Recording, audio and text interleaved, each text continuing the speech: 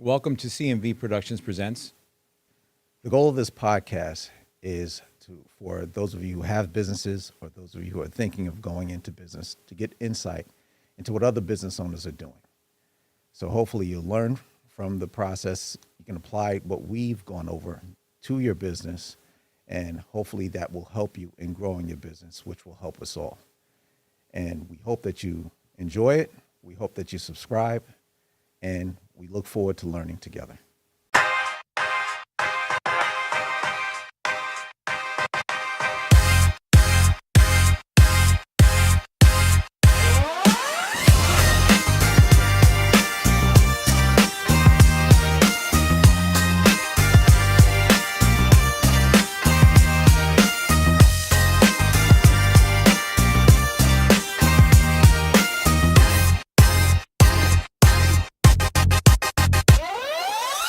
Hi, Sammy. Hey, Welcome to the show. thank you for having me. Thank you for joining. For those that don't know you, who are you, and what is it that you do? Oh, okay. That's a loaded question. I am Sammy, Samantha Williams. I am a bit of a serial entrepreneur. So I right now run two businesses. I run 628 Digital Design. That is a full service marketing agency and certified B Corp.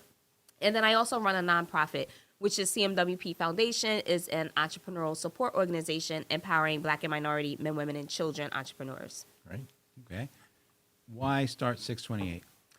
So 628 evolved from my first company, which is Sam's Word. So it's still a DBA of Sam's Word, as Cecil knows, because he does my insurance. And so I started Sam's Word many years ago as a professional writing company.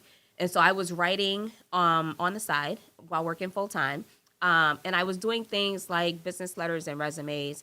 And then it started to become profitable. Well, people would ask me, how much money do I make doing the writing? And I was like, I can charge people? Yeah.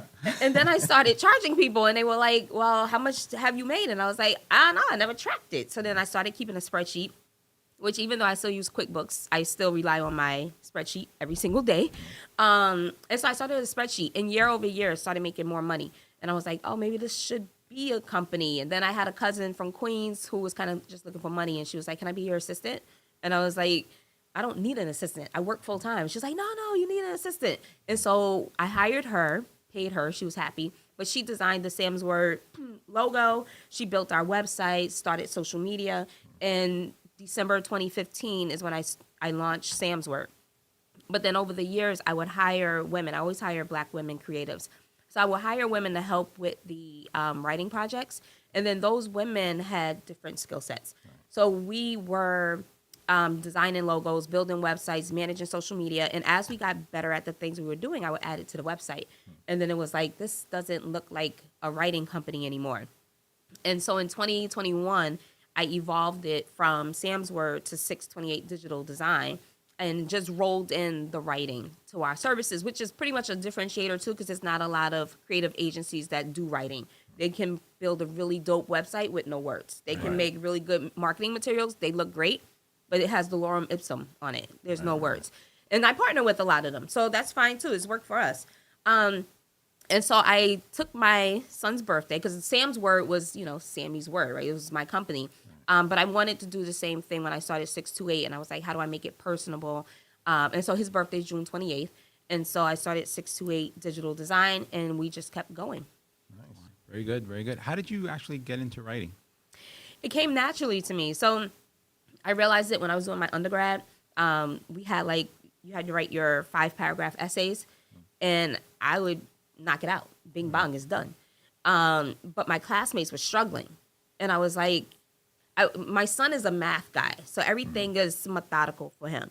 And I told him, because he's a math guy, and I wanted him to get me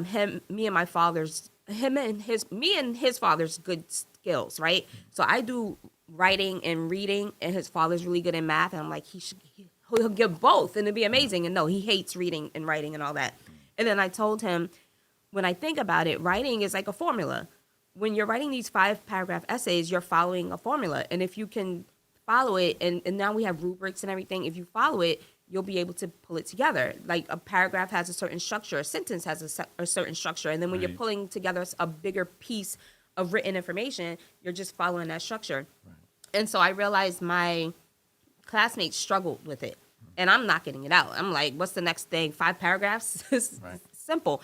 And they needed help, and so I started by like tutoring them and helping them.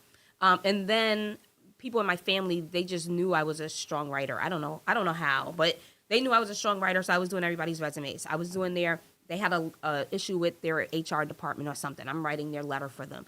And then I just kept doing it. And I was advertising at one part, but now I stopped advertising writing a long time ago because people just know that's what I do. So even when I started my coaching business, I added content coaching as Right. one of the packages because people are like, I want to work with you. I want you to be my coach, but you could also do some writing for me too. And I'm like, yeah, I can roll into writing. So then it was an upsell. And Right, it was right. like people can take advantage of having Sammi as the coach and then having Sammi do your writing. And then in the background, we have the whole marketing agency that I can continue to upsell as I'm working with people. Yeah. Wow, that's interesting. You mentioned CMWP. I'm bad with acronyms. Did I get it right? You got it right. Perfect. Talk to us about that. Why do that? So CMWP started about 8 years ago now. And it started because I do a lot of networking. I've always done a lot of networking. And I would tell people all the time, I go into these rooms and I would say, as light as I am, I'm the only chocolate chip in the room. And I'm like,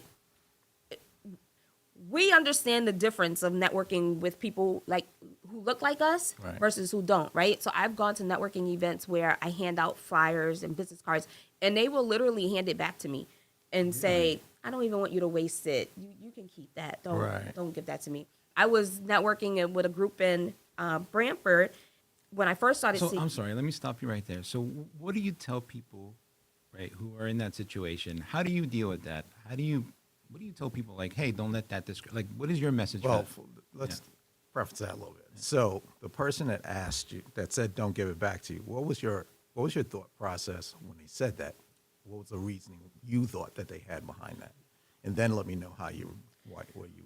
In the response would be. moment, I was like, that's rude. Right. Like you don't even want to just take, even if you throw it away. Right. We know people throw away business cards all the time. Yeah. Even if you're just gonna throw it away, you're just blatantly like, Yeah. I don't even want it. Right. My next thought is, this is not my people. Right. Like, I don't want to work with you. I don't want to network with you. Right. And so that's what I would tell people. If you have a situation like that, understand where you're valued That's and right. where you're not, and Yeah. create your own or go find some other place. Because I don't want to be. I don't feel like I have to be accepted everywhere, and it's cool if I'm not. But Right. with the rooms that I'm in, I want to be there because people find value in what I'm bringing, what I'm doing, and also I'm learning from the people who's there, and I want to learn from them. Right. And so that's how CMWP started, right? I would go networking, and it was very little of us. And then when I found a black person, usually black women, we're out there. So I find a black woman, and I'm like, ooh, you're a black woman. Let me get your business card. So I was like Right. collecting black women from these different events. And then I had That sounds like a whole different yes, conversation. that's but we'll get away from not that. that type of It's conversation. not that type of Yeah, podcast. it ain't that type of party. No okay? diddy, no diddy. No diddy. So I had a group of women from one set of circles I was networking in, and we were talking about we need to build our own. We can do this on our own. These people, they don't accept us. People do business with those they know, like, and trust. We know that, right? Yep. Right. So if they don't get to know you, they're never gonna like you. They're never gonna trust you, and that is a hard. Is it what, an egg to crack? Like nut to crack, whatever. It's Yeah. like you can't penetrate that because they have to first accept you in. When you go to these groups and they alienate you and you feel like you have to force the conversation and Yeah. force the networking, it's never going to work. Right. So I had one group of women from one set of circles here. And then I had another group of women from another set of circles from networking. And we were having the same conversation of how do we do this? Right. So then I brought the women together. And I was like, I don't have time to have separate conversations about the same thing. Right. Let's come together and talk about this. And then we said, we need to create our own space. Let's do Black women networking. Let's build that and let's put it together. But to do that takes work, right? Like you guys are working together, right? You have to stick to it. You have to make something come out of it. Right. And I didn't always have the buy-in to get us to the next step of what I knew we could do. And so those, let's say 6 to 8 women fizzled down to like 4 women. Right. And then I still wasn't getting the buy-in and stuff, and we wasn't moving things forward. And then I met Letitia, who's our vice president and co-founder of CMWP. When I met Letitia, our sons were in kindergarten together. And Letitia is also from New York. She's from the Bronx. And so the CMWP story is we go to attend the school's play, whatever the kids were doing, and we're both early. We don't know each other. We're both early. We're standing outside the school, and we're actively on our phones ignoring each other because, well, I'm going to talk to you. I don't know you. Right. So actively ignoring Typical each New other. Yorker, but yes, Right. go ahead. Yes, this is what we do. I don't know you. Right. And then we're getting like closer and closer to the front steps, and we're still not talking, doing whatever. And then we end up sitting next to each other for the school event. And then it was kind of like, oh, I guess I should Right. acknowledge your existence at this Right. point. And so we started talking, and we realized our kids were in the same grade, the same class, and they're actually really good friends. So they're still like best friends today. So that's how me and Letitia met. But in getting to know her, I was like, I'm gonna bring her in the CMWP. Right. What was going to be CMWP? I'm gonna bring her into this networking thing we're doing. And I brought her in, and one of the other co-founders was like, you can't just, because I brought her in and was like, this is Letitia. She's our new co-founder. Right. You can't just. And they're like, right. you can't just bring co-founders in. Like, what are you doing? I was like, I did. It's Right. done. Letitia's a co-founder. And now here we are, me and Letitia are the only ones running Right. CMWP. Right. And so we started CMWP as a monthly networking lunch and learn group. So we would invite all women to come, and we would try to host it at a minority or black-owned restaurant, or get it catered by a black or minority-owned restaurant. And we would talk about different entrepreneurial topics and things.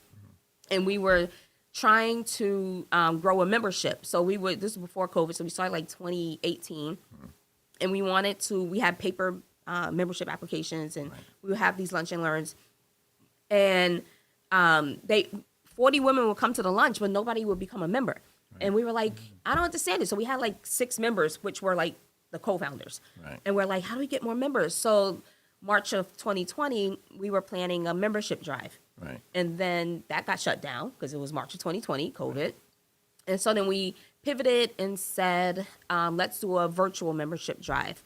That's when I met Elisa Bowens Mercado. I was attending a webinar that she was on during COVID, and she was mentioning how she's from New Haven, Connecticut, and she's been in business 20 years with her salsa. And I was like, I don't know her. Who is this woman? And so while I was attending that webinar online, I went to her website, and she was a panel on that webinar. So I went to her website and was like, we're planning a membership drive. Would you be our guest speaker? And as soon as she got done with that webinar, she replied and was like, absolutely, I'm in. So Elisa has been one of our like first founding members, Right. and it started from there. And we went from those 6 members in June to August. We had about 25, 30 members. Right. A year later, we had 150 members. Wow. And then it kept growing. During COVID, we had a lot of members. Now, Letitia just did a membership audit, and we were at 200 for a very long time, and now we're about 80 strong members. Nice. But now that we've also been so busy, so that this year we plan on really engaging with the members and growing the membership more, because we know what we can do. Right. We need help, though. We have capacity. And then just keep growing this community. So the CMWP also evolved over time. Yeah. So we started as a LLC.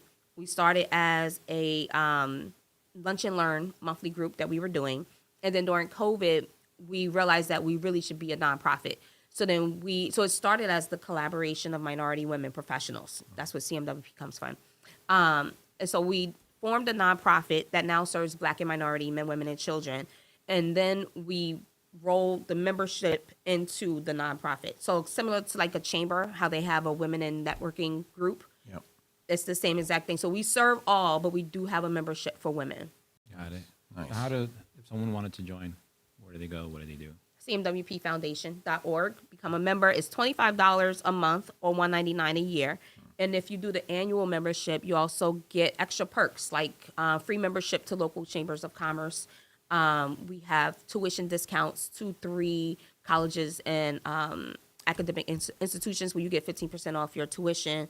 We're working on developing a women in leadership micro-credential through Southern School of Business. So there's a lot of different perks and incentives in joining. Our members also meet monthly. It used to be weekly, but now it's monthly for our goal setting and accountability call, Manifestation Monday. And on that call, we start with the mastermind topic, and then we go through our goals. So what was your last goal for last month? Right. What is your goal for this month that you want to accomplish? What is your SMART goal, which is a different goal, right? What is your, we encourage the members to read at least one book per quarter. So what book are you reading?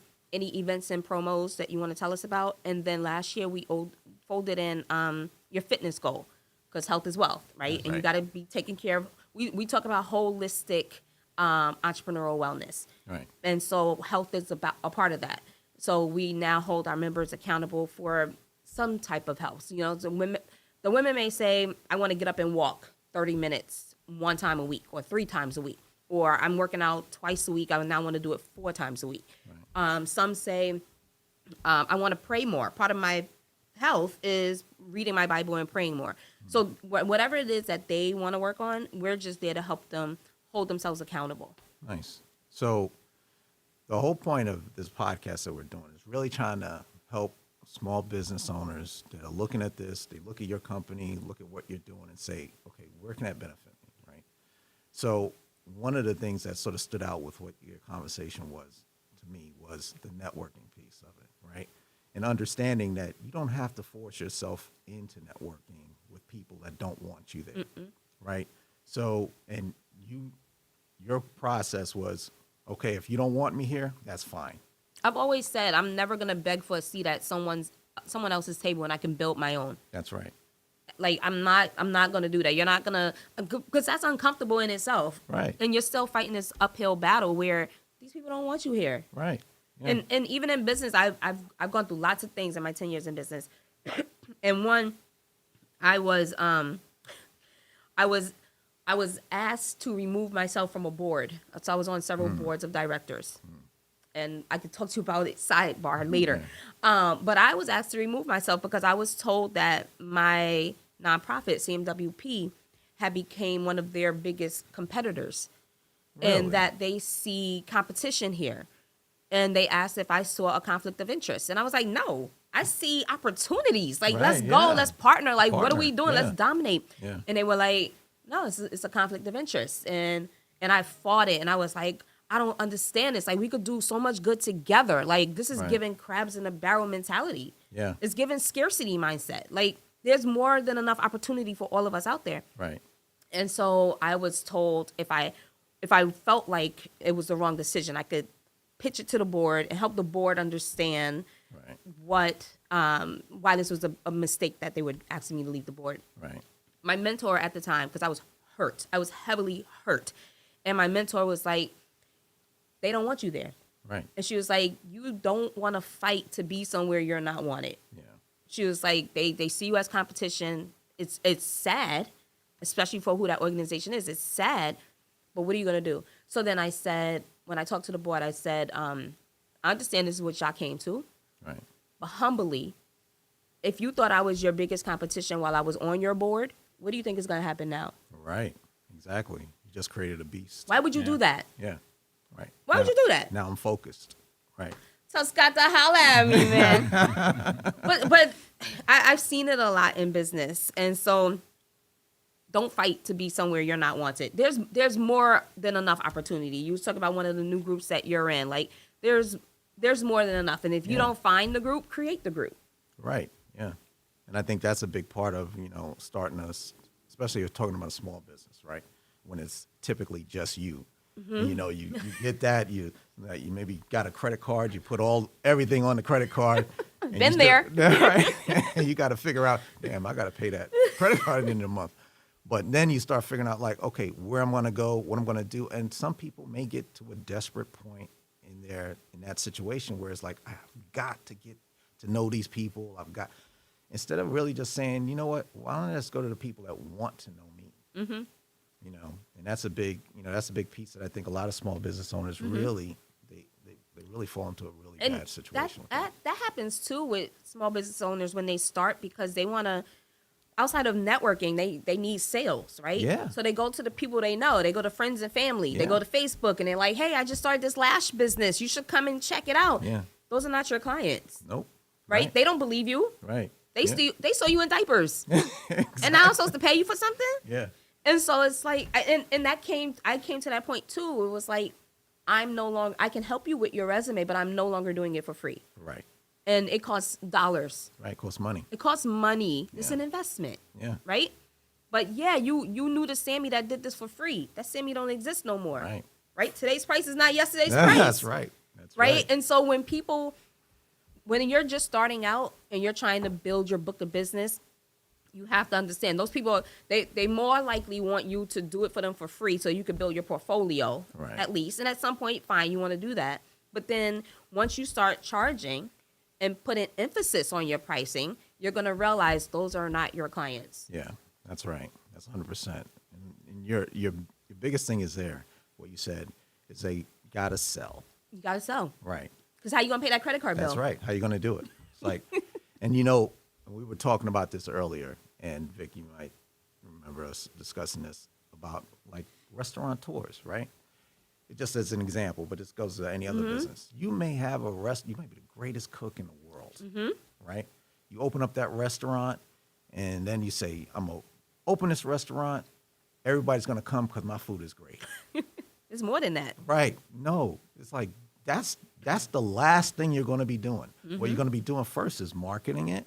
You're going to be going out, making sure everyone that you know and they know and their grandmothers knows about one, your grand opening, and then knows about everything that you're doing from a business perspective. And you have to do that every single Yes. day. Let me tell you, I had a bad experience yesterday at a restaurant. And it was a restaurant that came highly recommended from several people. Right. I'm a foodie, so I go online, I'm checking it out. I'm making sure that it doesn't have like the orange stars and we're in the red Right. zone, Yeah. right?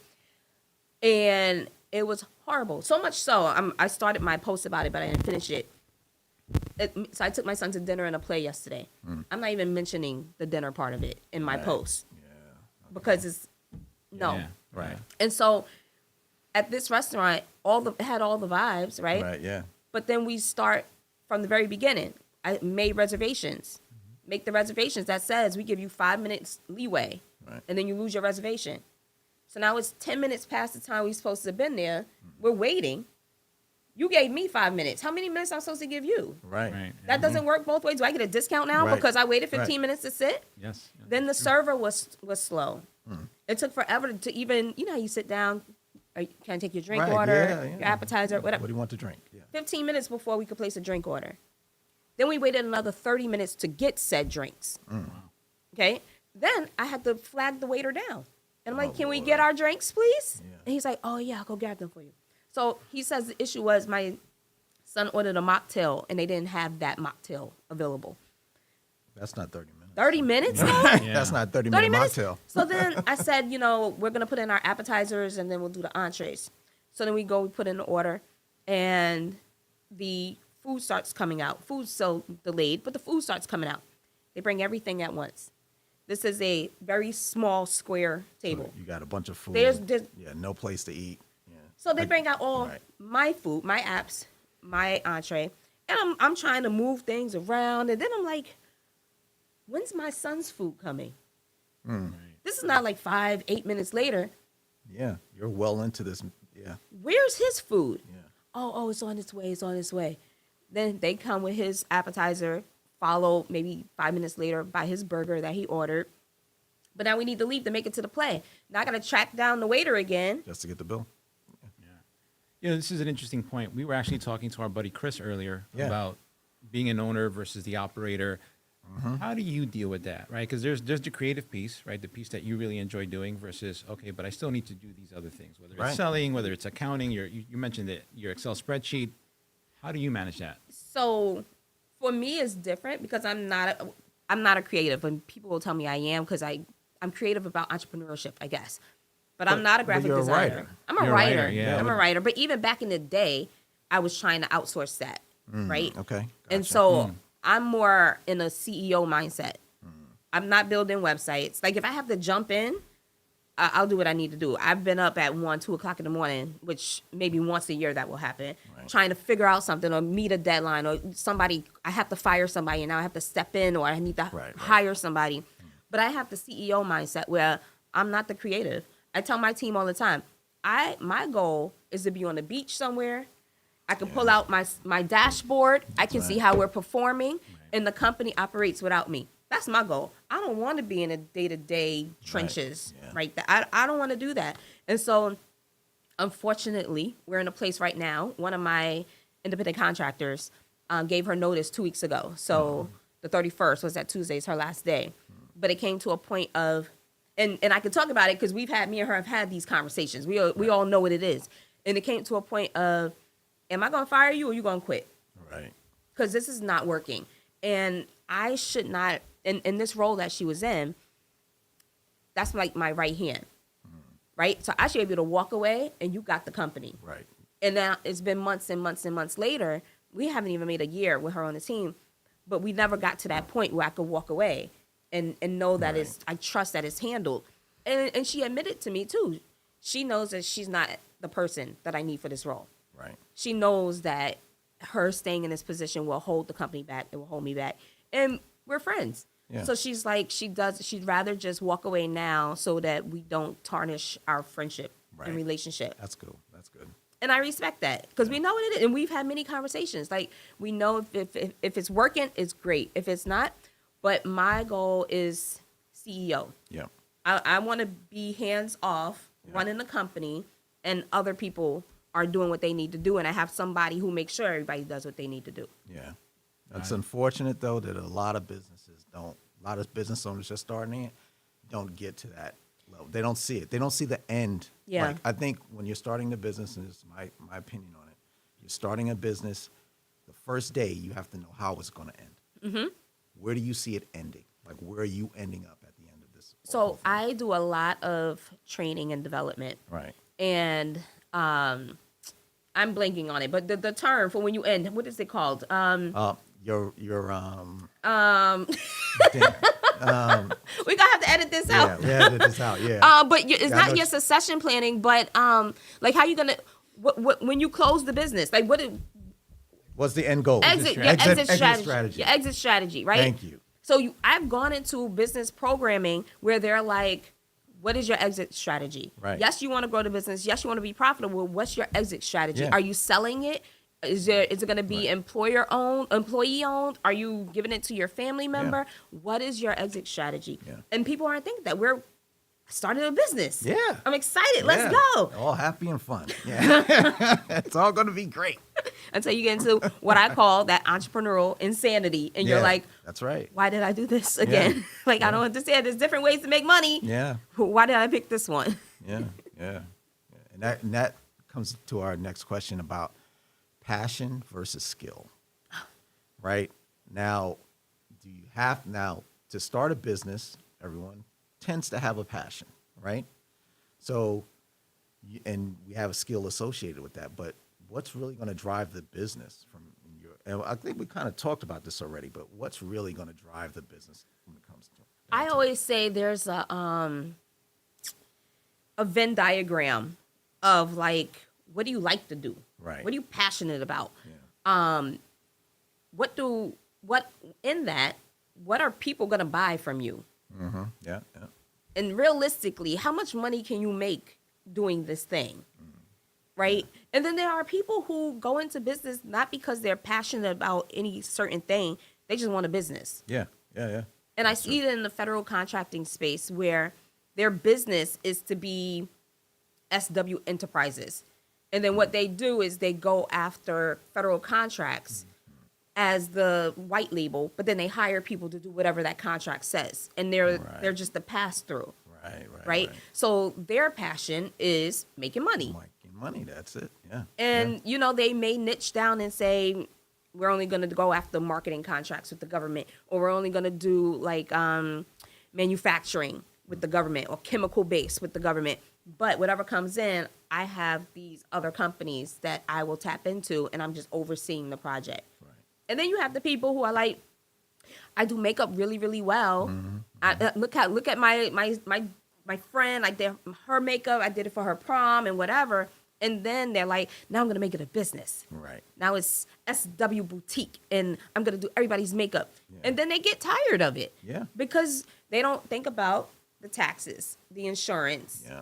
the overhead costs. Yeah. Even when I started my business, I've always worked from home. And I've always told people, I work from home. I don't have any overhead. Right. But then I was like, oh, I got to register the business. That costs money. Yeah. I got to get business insurance. Now I need new business insurance. Yeah. Now I have employees, and that comes with taxes Yeah. and insurance. insurance. That's right.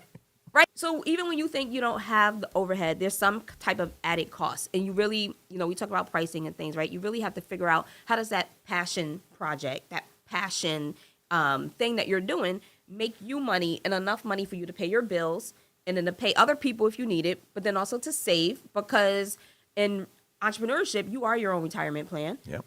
So you have to figure that out. I told you earlier, my son thought that, my son's 12.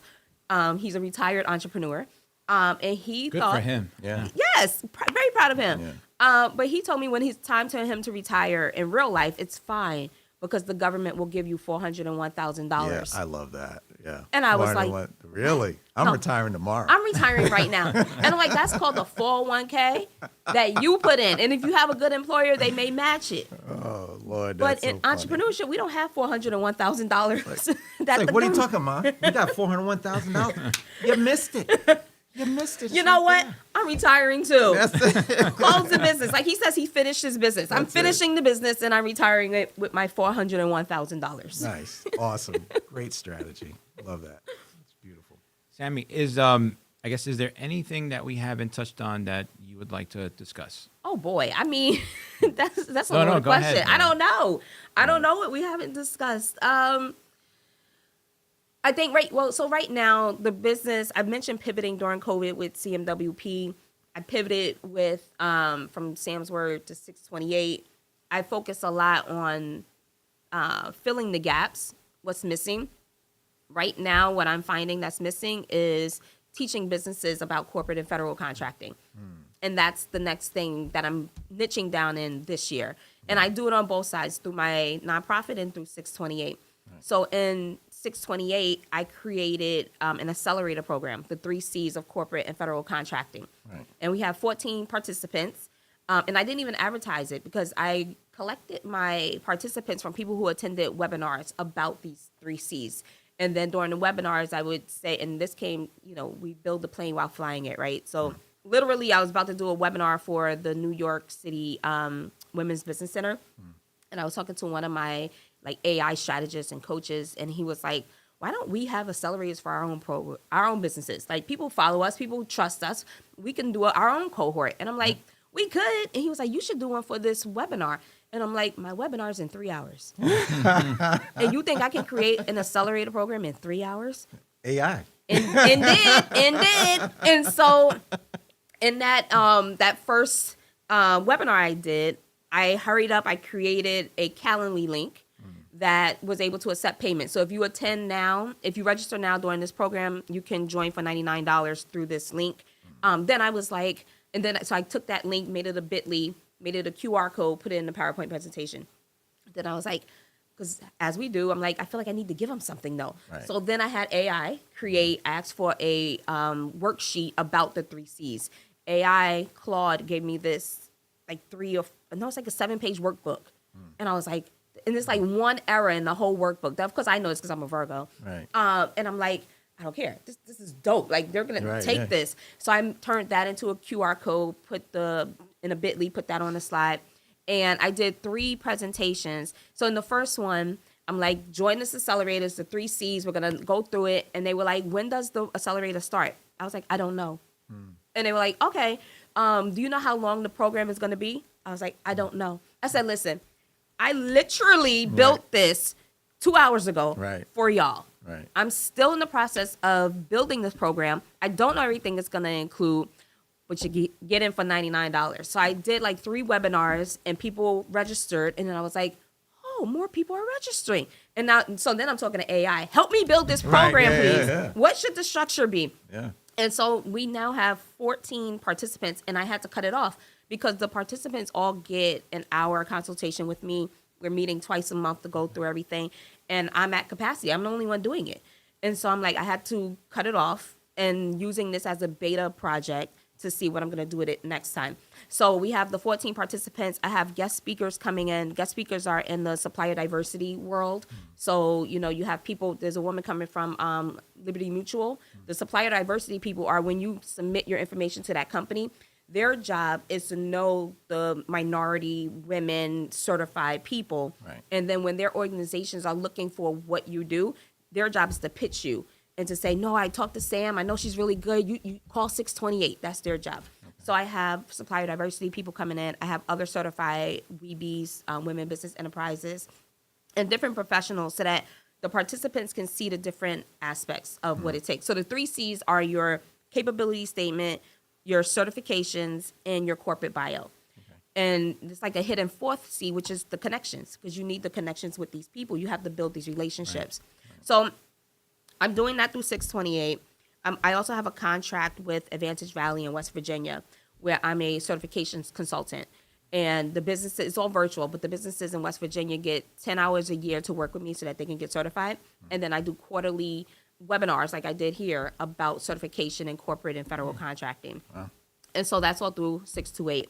And then on the CMWP side, my nonprofit, we get grants to do this work. Right. So we have a procurement readiness program that we got grant funded to do. And that's going to be similar cohort style, where we talk about the same like 3 C's and procurement and all of that, have guest speakers. But because it's nonprofit, it's free work. So people can participate and learn about corporate and federal contracting for free under the nonprofit. And then I have people on the 628 side who are paid clients, and I'm helping them navigate that whole thing. Nice. Yeah. Okay. You're doing so much. Yeah, It's you're amazing. doing a lot. Yes. Amazing. Oh, while we're talking about CMWP, though, I must mention Friday, September 18th, is our 6th annual Queens of the Green golf tournament. Yes, that's a big thing. Yes. Yeah. So it's our entry-level women's golf tournament to provide access for Black and minority women to experience golf.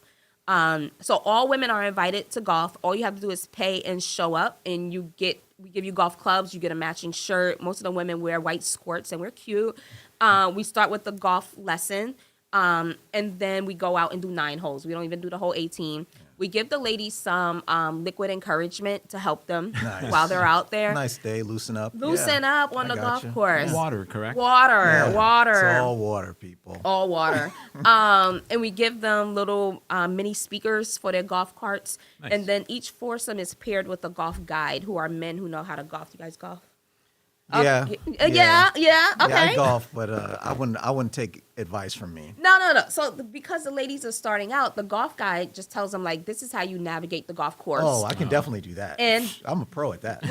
we're here, so this is the club you need. Yeah. That's all the golf guide does. Yeah, right? I can definitely do that. And then everyone's invited to the networking lunch.